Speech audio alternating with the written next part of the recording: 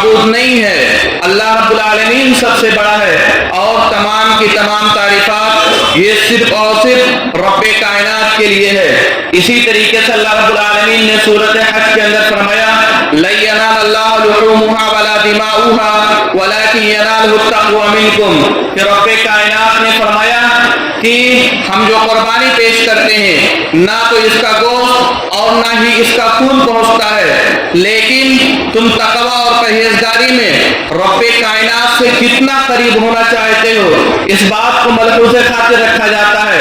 اللہ رب العالمین نے قربانی کے مقصد کو تقوی بیان کر کے ہمارے لیے یہ ذمہ داری بڑھا دیا کہ ہم توحید کے باب میں، توحید کے مسائل میں، توحید کے معنی اور مفہوم کے اندر کسی انداز کا کوئی خلل نہ پیدا ہونے دے۔ ہم دیکھ لیں کہ پوری دنیا کے اندر مسلمان چاہے کسی بھی خطے میں ہو، اگر غیر حاضر ہوتا ہے تو یہ کہتا ہے اللہ اکبر کی صدائیں لگاتا ہے، اور جس نے احرام پہن لیا وہ یہ کہتا ہے لبیک اللہم لبیک لا شریک لک لبیک لک لبیک ان الحمد والنعمت لک والملک لا شریک لک، کہ اے رب کائنات میں حاضر ہوں، اے رب کائنات میں حاضر ہوں، تیرے علاوہ کوئی شریک نہیں ہے، تو ہی میرا رب ہے، تیرے علاوہ تیری ربوبیت میں، تیری الوہیت میں کوئی شریک نہیں ہے، اے رب کائنات میں پھر سے کہتا ہوں میں حاضر ہوں، اور تمام کی تمام تعریفات، تمام کی تمام چیزیں یہ صرف تیرے لیے ہے۔ تو رب کائنات نے عید الاضحیٰ اسی طریقے سے قربانی کا جو مقصد بیان کیا وہ توحید بیان کیا۔ اسی لیے اللہ رب العالمین نے قرآن مجید کے اندر فرمایا قل ان صلاتی ونسکی ومحیای ومماتی للہ رب العالمین، کہ اے نبی اکرم صلی اللہ علیہ وسلم آپ کہہ دیجئے بے شک میری نماز، میری قربانی، میرا مرنا، میرا جینا، یہ تمام کی تمام چیزیں یہ صرف اور صرف رب کائنات کے لیے ہے۔ یہاں تک کہ ہمارا اسلام، شریعت اسلامیہ یہاں تک کہتی ہے کہ جب ہم جانوروں کے گردنوں پر چھری چلائیں تو چھری چلاتے وقت بھی اپنے دلوں کے اندر توحید کو تصور کرے، ہم توحید کو اپنے دل و دماغ کے اندر تصور کرے۔ یہی وجہ ہے کہ جب ابراہیم علیہ السلام چاند کو دیکھتے ہیں تو کہتے ہیں یہ میرا رب ہے، اور جب چاند ڈوب جاتا ہے تو کہتے ہیں یہ میرا رب نہیں ہو سکتا، جو چیز ڈوب جائے وہ مجھ کو کیسے پیدا کر سکتا ہے۔ جب چاند کو دیکھتے ہیں چاند بھی غائب ہو جاتا ہے تو کہتے ہیں یہ میرا رب نہیں ہو سکتا۔ ستارے کو دیکھتے ہیں، رات میں ستارے دیکھتے ہیں، ستارہ بھی ڈوب جاتا ہے تو ابراہیم علیہ السلام نے کہا جو چیز غائب ہو جائے، جو چیز ڈوب جائے وہ مجھ کو کیسے پیدا کر سکتا۔ میرا رب تو وہ رب ہے جس نے مجھ کو پیدا کیا، میرا رب وہ ہے جس نے آپ کو پیدا کیا، میرا رب وہ ہے جس نے آسمان اور زمین کو بنایا، جس رب کائنات نے چرند اور پرند کو پیدا کیا، وہ رب کائنات جس نے تمام کی تمام چیزوں کو پیدا کیا، وہی میرا رب ہو سکتا ہے۔ اور اسی توحید کے بارے میں دیکھیں کہ جب موسیٰ علیہ السلام اللہ رب العالمین سے کہتے ہیں مجھے کوئی ایسی چیز بتاؤ جس کے ذریعے سے میں آپ کو یاد کرتا رہوں، تو اللہ رب العالمین فرماتے ہیں قل لا الہ الا اللہ، تم لا الہ الا اللہ کہو۔ تو موسیٰ علیہ السلام نے کہا اے رب کائنات یہ لا الہ الا اللہ تیرے سارے بندے کہتے ہیں، جتنے بھی لوگ ہیں سب لوگ لا الہ الا اللہ کہتے ہیں۔ تو اللہ رب العالمین نے فرمایا، آپ نے فرمایا لو ان السماوات السبع وعامرهن غیری والارضین السبع فی کفۃ ولا الہ الا اللہ فی کفۃ مالت بہن لا الہ الا اللہ۔ رب کائنات نے فرمایا کہ اگر ساتوں آسمان اور ساتوں زمین کو ایک پلڑے میں رکھ دیا جائے اور لا الہ الا اللہ ایک پلڑے میں رکھ دیا جائے تو لا الہ الا اللہ کا پلڑا یہ بھاری ہو جائے گا۔ تو عید الاضحیٰ اور یہ قربانی کا مقصد، اس کا بنیادی مقصد یہ توحید ہے۔ ہماری یہ ذمہ داری ہوتی ہے کہ ہم زندگی گزاریں، توحید کے مطابق زندگی گزارے، اور ہمارا ایمان و اعتقاد ہے کہ ایک انسان اگر وہ توحید پر انتقال ہوتا ہے، اگر وہ رب کائنات کا پیارا ہوتا ہے تو توحید پر ہوتا ہے، تو ایسے انسان کو اللہ رب العالمین ایک نہ ایک دن اس کو جنت میں داخل کرے گا. جیسا کہ صحیح بخاری کی روایت ہے، عبادہ بن صامت رضی اللہ تعالیٰ عنہ فرماتے ہیں کہ قال رسول اللہ صلی اللہ علیہ وسلم، کہ اللہ کے رسول نے فرمایا، آپ نے فرمایا من شہد لا الہ الا اللہ وحدہ لا شریک لہ وان محمدا عبدہ ورسولہ وان عیسی عبدہ ورسولہ والجنۃ حق والنار حق ادخل اللہ الجنہ. کہ اللہ کے رسول نے فرمایا کہ اگر کوئی شخص اس بات کی گواہی دے کہ رب کائنات کے علاوہ کوئی معبود نہیں ہے، کوئی شریک نہیں ہے، اور محمد صلی اللہ علیہ وسلم اللہ رب العالمین کے بندے اور رسول ہیں، اسی طریقے سے اس بات کی گواہی دے کہ جنت حق ہے، تو اللہ رب العالمین ایک نہ ایک دن اس کو جنت میں داخل کرے گا. اور ایک انسان اگر توحید پر نہ مرے، اس کی وفات توحید پر نہ ہو، تو ایسی صورت میں رب کائنات اس کو ہمیشہ ہمیشہ کے لیے جہنم کے اندر داخل کر دے گا. جیسا کہ صحیح بخاری کی روایت ہے، ابن مسعود رضی اللہ تعالیٰ عنہ فرماتے ہیں کہ ان رسول اللہ صلی اللہ علیہ وسلم قال من مات وهو يدعو من دون الله ندا دخل الجنہ.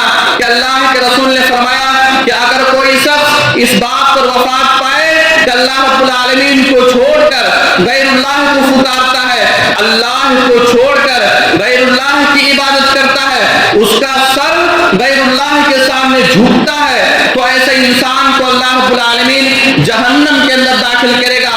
تو یہ توحید کا پیغام، یہ عید الاضحیٰ، یہ اثار و قربانی کا جذبہ ہم کو یہ سکھاتا ہے کہ ہم توحید کے معنی اور مفاہیم کے اندر کسی انداز کا کوئی خلل نہ پیدا کرے.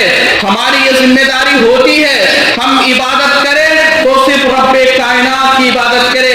ہماری یہ ذمہ داری ہوتی ہے اگر ہم دعائیں کریں تو صرف رب کائنات سے کریں، اگر ہم اولاد طلب کریں تو صرف رب کائنات سے کریں. لہذا اللہ کو چھوڑ کر غیر اللہ سے اولاد طلب کرنا، غیر اللہ سے دعائیں کرنا، قبروں پہ جانا، قبروں کا طواف کرنا، قبروں پر چونا کٹ کرنا، قبروں پر فاتحہ پڑھنا، قبروں پر اولاد طلب کرنا، یہ تمام کی تمام چیزیں یہ شرکیات میں سے ہے. ہماری یہ ذمہ داری ہوتی ہے کہ ہم توحید کے اسی طریقے سے قربانی کے اثار جذبے کو جانیں. اسی طریقے سے اثار و قربانی کے جذبے کا تقاضا یہ بھی ہے کہ ہم اپنے ماں باپ کے ساتھ احسان کریں، اپنے ماں باپ کی اطاعت کریں، اپنے ماں باپ کی نافرمانی نہ کریں.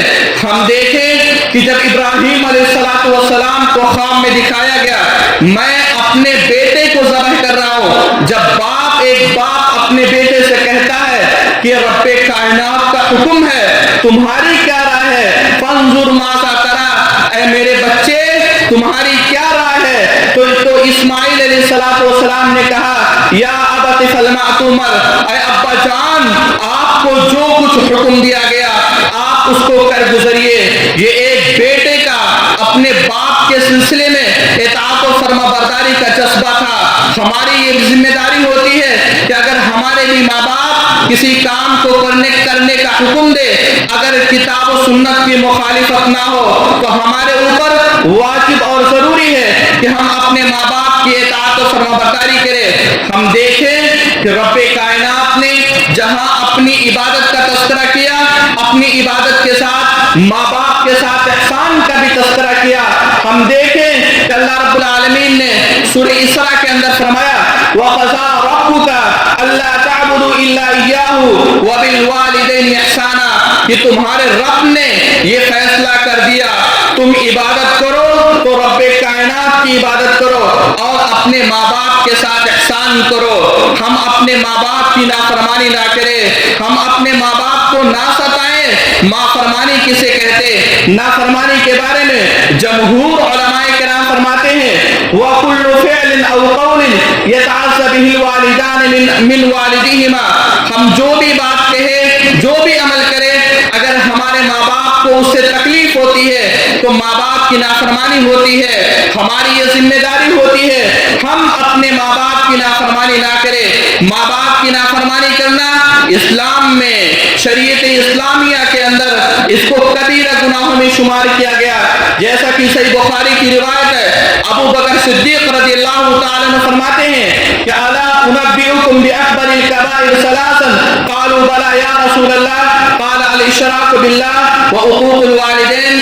کہ اللہ کے نبی صلی اللہ علیہ وسلم یہ فرماتے ہیں کیا میں آپ لوگوں کو 3 کبیرہ گناہوں کے بارے میں آگاہ نہ کروں؟ تو صحابہ کرام رضی اللہ تعالی عنہم اجمعین کہتے ہیں کیوں نہ اللہ کے رسول صلی اللہ علیہ وسلم. تو آپ نے فرمایا کبیرہ گناہ یہ ہے کہ تم اللہ کے ساتھ شرک کرو, اور کبیرہ گناہ یہ ہے کہ ہم اپنے ماں باپ کی نافرمانی کریں. ماں باپ کی نافرمانی کرنا کسی بھی حالت میں کسی بھی صورت میں اس کو برداشت نہیں کیا جا سکتا.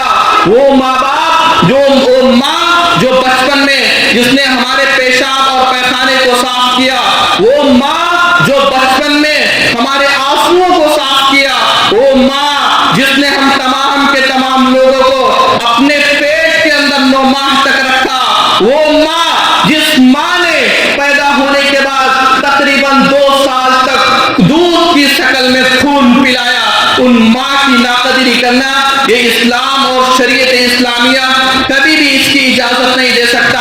اور ہم اس بات کو یاد رکھیں کہ اگر ہم نے آج اپنے ماں باپ کی نافرمانی کی, کل ہمارے بچے جب ہماری اولاد ہوگی وہ بھی ہماری نافرمانی کرے گی. اسی لیے ہماری یہ ذمہ داری ہوتی ہے کہ ہم اپنے ماں باپ کے ساتھ احسان کریں. اسی طریقے سے قربانی کے ایثار و قربانی کے جذبے کا ایک تقاضا یہ بھی ہے کہ ہم خواتین کے حقوق کو ادا کریں, خواتین کے حقوق کو ادا کریں.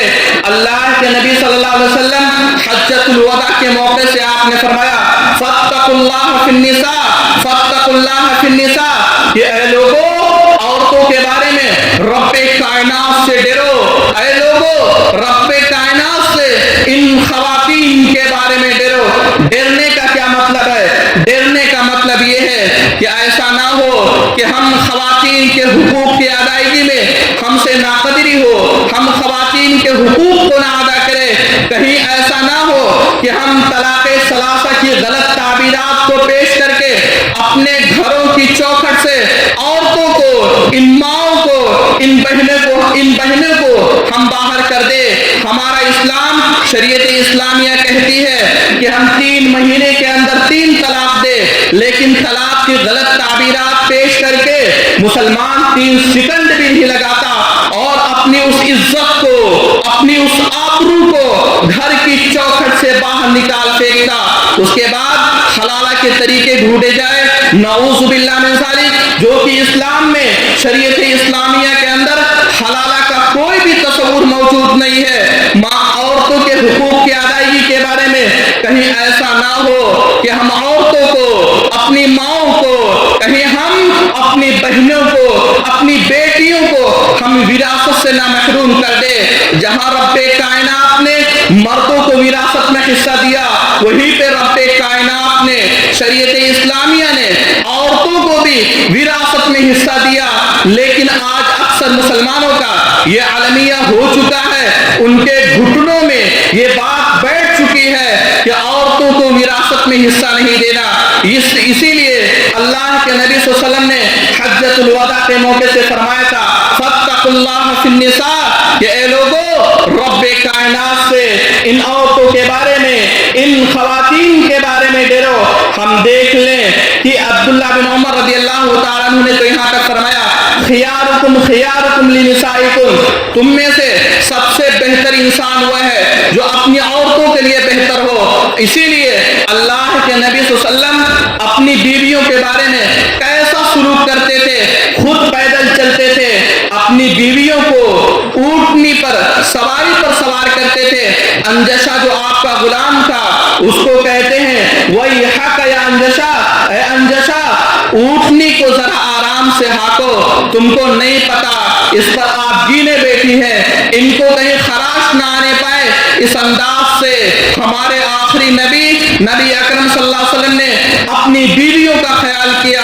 ہماری بھی یہ ذمہ داری ہوتی ہے ہے کہ ہم اپنی بیویوں کو، خواتین کے حقوق کو ادا کریں۔ اسی طریقے سے اللہ کے رسول نے تو یہاں تک فرمایا خیر متاع الدنیا المرأة الصالح، دنیا کی سب سے بہترین چیز اگر کوئی چیز ہے تو نیک اور صالح اولاد ہے۔ تو ایثار و قربانی کا جذبہ ایک یہ بھی ہے کہ ہم خواتین کے حقوق کو ادا کریں۔ اسی طریقے سے ایثار و قربانی کے جذبے کا ایک بنیادی تقاضا کہ ہم شیطان سے دور رہیں، شیطان سے بچیں۔ کہ جب ابراہیم علیہ السلام اسماعیل علیہ السلام کو ذبح کرنے کے لیے جاتے ہیں تو یہی شیطان سب سے پہلے حاجرہ علیہ السلام کے پاس جاتا ہے اور کہتا ہے کہ یہ تو تمہارے بیٹے کو ذبح کر دے گا۔ جب حاجرہ علیہ السلام نے سنا کہ رب کائنات کا حکم ہے تو انہوں نے شیطان کو کنکڑی سے مارا، اور آج بھی اس پر عمل کیا جاتا ہے۔ اس کے بعد یہی شیطان اسماعیل علیہ السلام کے پاس جاتا ہے، اس کو بہکاتا ہے۔ جب اسماعیل علیہ السلام شیطان کے چنگل میں نہ آئے، پھر ابراہیم علیہ السلام سے کہتا ہے کہ کیا کبھی ایسا بھی ہو سکتا ہے کہ ایک باپ اپنے بیٹے کو ذبح کر دے؟ ایسا کرو تم اس کی جگہ پر کچھ اور ذبح کر دو، صدقہ خیرات کر دو۔ تو یہ شیطان ہے جو ہم کو تمام کے تمام لوگوں کو گمراہ کرے گا۔ یہ شیطان وہ شیطان ہے جس نے رب کائنات کی نافرمانی کی کہ جب رب کائنات نے آدم علیہ السلام کا سجدہ کرنے کا حکم دیا تو شیطان نے رب کائنات کی نافرمانی کرتے ہوئے کہا کہ میں آگ سے پیدا کیا گیا ہوں اور آدم یہ مٹی سے بنائے گئے، مٹی سے پیدا کیے گئے۔ تکبر کی بنیاد پر اس نے رب کائنات کی نافرمانی کی۔ تو شیطان یہ ہمارا سب سے بڑا دشمن ہے۔ خود قرآن کریم میں سورہ انعام کے اندر رب کائنات نے فرمایا یا ایھا الناس کلوا مما فی الارض حلالا طیبا ولا تتبعوا خطوات الشیطان۔ کہ رب کائنات نے فرمایا کہ اے تمام کے تمام لوگوں، زمین کے اندر جو بھی تمہارے لیے حلال چیزیں پیدا کی گئی اس میں سے کھاؤ اور پیو، لیکن شیطان کے وسوسے میں نہ آنا، شیطان کی اتباع نہ کرنا۔ یہ شیطان تمہارا سب سے بڑا کھلا دشمن ہے۔ شیطان ہمارے پاس آگے سے بھی آئے گا، پیچھے سے بھی آئے گا۔ یہ شیطان ہمارے پاس دائیں سے بھی آئے گا، بائیں سے بھی آئے گا۔ ہماری یہ ذمہ داری ہوتی ہے کہ ہم شیطان سے بچے، رب کائنات سے شیطان کے سلسلے میں پناہ طلب کرے۔ اسی طریقے سے حقوق العباد کے، اسی طریقے سے ایثار و قربانی کے تقاضے میں سے ایک بنیادی تقاضا ہم حقوق العباد کو ادا کریں۔ حقوق العباد کا مطلب یہ نہیں کہ ہم صرف اپنے آپ کو دیکھیں، اپنے گھر والوں کو دیکھیں، اپنے رشتہ داروں کو دیکھیں۔ حقوق العباد کا مطلب یہ ہے جو بھی ہو، چاہے ہم اس کو پہچانے یا نہ پہچانے، ہماری یہ ذمہ داری ہوتی ہے کہیں ایسا نہ ہو کہ ہم سے کسی مسلمان کو تکلیف ہو جائے، کہیں ایسا نہ ہو ہم کسی کو گالیاں دے، کسی کو برا بھلا کہے، کسی کو لعن کرے۔ یہ تمام کی تمام چیزیں حقوق العباد میں سے ہے۔ ہمارا اسلام، شریعت اسلامیہ تو یہاں تک کہتی ہے کہ اگر کوئی غیر مسلم ہو تو ہم ان کے بھی حقوق کو ادا کریں۔ اگر ہمارا پڑوسی غیر مسلم ہی کیوں نہ ہو، ہم اس کے حقوق کو ادا کریں، ہم اس کو گالیاں نہ دیں، اس کو برا بھلا نہ کہے۔ ہندوستان کی آزادی تقریباً 70 سال ہو چکے ہیں، لیکن کیا مسلمانوں نے غیر مسلمانوں کے ساتھ، غیر مسلموں کے ساتھ کیا اپنے حقوق کو ادا کیا؟ جس کی بنیاد پر آج اسی ہندوستان کے اندر چھوٹے چھوٹے مسائل میں نہ جانے کون سے عناصر پیدا کر کے ہندو اور مسلمانوں کو لڑایا جاتا ہے۔ ہماری یہ ذمہ داری ہوتی ہے کہ ہم حقوق العباد کو ادا کریں۔ اسی طریقے سے قربانی کے، ایثار و قربانی کے جذبے کا ایک تقاضا یہ بھی ہے کہ ہم عید الاضحیٰ میں 2 رکعت کی نماز پڑھتے ہیں۔ یہ نماز ہم کو بتلاتا ہے کہ ہم صرف 2 رکعت نماز نہ پڑھے، 5 وقت کی نمازوں کا اہتمام کرے۔ اگر رب اللہ کی قسم اگر یہ مسجدیں اگر ویران ہو جائیں، اگر یہ مسجدیں اگر ویران ہو جائے، اگر ان کو آباد نہ کیا گیا، نہ تو ہم دنیا میں کامیاب ہو سکتے اور نہ آخرت کے اندر کامیاب ہو سکتے۔ تو 2 رکعت نماز پڑھنا ہم کو یہ پیغام دیتا ہے کہ ہم نمازوں کی پابندی کریں، وہ نماز جس کے بارے میں رب کائنات پاک نے فرمایا کہ ان الصلاۃ تنہا عن الفحشاء والمنکر، کہ نماز انسان کو تمام کی تمام غلط کاموں سے، تمام کی تمام برائیوں سے روکتا ہے۔ یہ نماز ایک ایسی عبادت ہے جو جس کی وجہ سے رب کائنات ہمارے گناہوں کو مٹا دیتا، ہمارے تمام کے تمام صغیرہ گناہوں کو مٹا دیتا۔ نماز ایک ایسی عبادت ہے کہ اگر ہم رب کائنات کے لیے ایک سجدہ بھی کرتے ہیں تو اس سجدے کے بدلے میں ہمارا رب جنت میں ایک درجات کو بلند کرتا۔ تو ہماری یہ ذمہ داری ہے کہ ہم نمازوں کی پابندی کریں۔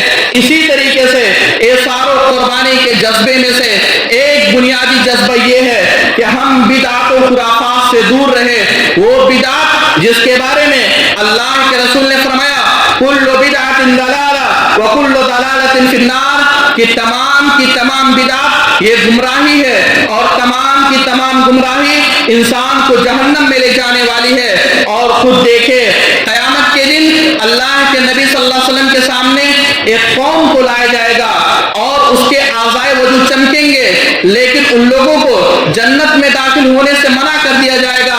اللہ کے نبی صلی اللہ علیہ وسلم فرمائیں گے ان کو کیوں منع کر دیا گیا؟ تو یہ جواب دیا جائے گا، یہ کہا جائے گا یہ تمہاری وہ قوم ہے کہ تمہارے جانے کے بعد ان لوگوں نے اسلام میں، شریعت اسلامیہ کے اندر نئی نئی چیزوں کو ایجاد کیے جس پر اللہ کے نبی فرمائیں گے سحقاً سحقا، ان کو ہم سے دور کر دو، ان کو ہم سے دور کر دو۔ تو بدعت و خرافات کو ایجاد کرنا، اس کا یہ انجام ہے کہ رب کائنات ہم کو جہنم سے دور کر دے گا۔ ہماری یہ ذمہ داری ہوتی ہے کہ ہم بدعت و خرافات سے دور رہے، لیکن موجودہ دور کے اندر مسلمانوں کے گھٹنوں میں یہ بات بیٹھ چکی ہے کہ ہم کو بدعت و خرافات سے دور نہیں ہونا ہے۔ اگر رب کائنات کی قسم، اگر آج بھی مسلمان اگر بدعت اور خرافات سے دور نہ ہوئے تو نہ تو دنیا میں کامیاب ہو سکتے اور نہ آخرت کے اندر کامیاب ہو سکتے۔ ہماری یہ ذمہ داری ہوتی ہے ہم بدعت و خرافات سے دور ہو کر کے ہم کتاب و سنت پر عمل کریں، کتاب و سنت کو منہج سلف اور منہج صحابہ کے مطابق اپنی زندگی کو گزارے۔ اور اسی کا حکم رب کائنات نے قرآن مجید کے اندر دیا۔ آپ نے فرمایا فَإِن تَنَازَعْتُمْ فِي شَيْءٍ فَرُدُّوهُ إِلَى اللَّهِ وَرَسُولِهِ، آپ نے فرمایا کہ اگر تمہارے مابین کسی چیز میں اختلاف ہو جائے تو کتاب و سنت کی طرف لوٹاؤ۔ ہماری یہ ذمہ داری ہوتی ہے ہم تمام کے تمام بدعت اور خرافات سے دور رہے۔ اسی طریقے سے ایثار و قربانی کے جذبے میں ایک بنیادی جذبہ یہ بھی ہے کہ ہم نوجوانوں کی ذمہ داری ہوتی ہے کہ ہم نوجوان نشہ آور چیزوں سے دور رہے، نشہ آور چیزوں کا استعمال نہ کرے۔ جو بھی ہو، چاہے پان کھانے کے مسائل ہو، بیڑی پینے کے مسائل ہو، سگریٹ پینے کے مسائل ہو، تمباکو کھانے کے مسائل ہو، ہم مسلمانوں کی اور بالخصوص نوجوان نسلوں کی یہ ذمہ داری ہوتی ہے کہ ان تمام کے تمام نشہ آور چیزوں سے دور رہے۔ ایثار و قربانی کے جذبے کے تقاضے میں سے ایک بنیادی تقاضا یہ بھی ہے کہ ہم رب کائنات سے تقوی اور پرہیزگاری اختیار کرے۔ اللہ کے رسول صلی اللہ علیہ وسلم نے حجۃ الوداع کے موقع سے آپ نے فرمایا کہ رب کائنات کے یہاں کسی عربی کا کسی عجمی پر، کسی عجمی کا کسی عربی پر کوئی فوقیت نہیں ہے، کالے کا گورے پر، گورے کا کالے پر کوئی فوقیت نہیں ہے الا بالتقوی، سوائے تقوی اور پرہیزگاری کے۔ ایک انسان اگر اسی ہندوستان میں بیٹھ کر کے اگر رب کائنات سے تقوی اور پرہیزگاری اختیار کر لے تو وہ انسان امام حرم سے بھی زیادہ مقدس ہو سکتا ہے، لیکن صرف اور صرف تقوی کی بنیاد پر۔ اخیر میں رب کائنات سے دعا ہے کہ اے رب کائنات ہم نے جو باتیں سنی ہے تو ہمیں اس پر عمل کرنے کی توفیق عطا فرما۔ رب کائنات ہمیں اس بات کی توفیق عطا فرما کہ جو ہم نے تیرے لیے تیری بارگاہ میں جو ہم نے قربانیوں کو ذبح کیا، ہم نے جانوروں کو ذبح کیا، جو اس کا ایثار ہے تو ہمارے دلوں کے اندر اتار۔ رب کائنات ہمیں اس بات کی توفیق عطا فرما کہ ہم صحیح معنوں میں کتاب و سنت پر عمل کرے۔ رب کائنات ہم میں سے جو بھی مسلمان تیری بارگاہ میں قربانی کو پیش کیا تو اسے قبول فرما۔ رب کائنات ہمیں زیادہ سے زیادہ عمل کرنے بننے کی توفیق عطا فرما، جب تک ہم جیے، جب تک اسلام پر جیے، اور جب ہمارا خاتمہ ہو تو ایمان پر ہو، آمین۔ وآخر دعوانا الحمدللہ رب العالمین۔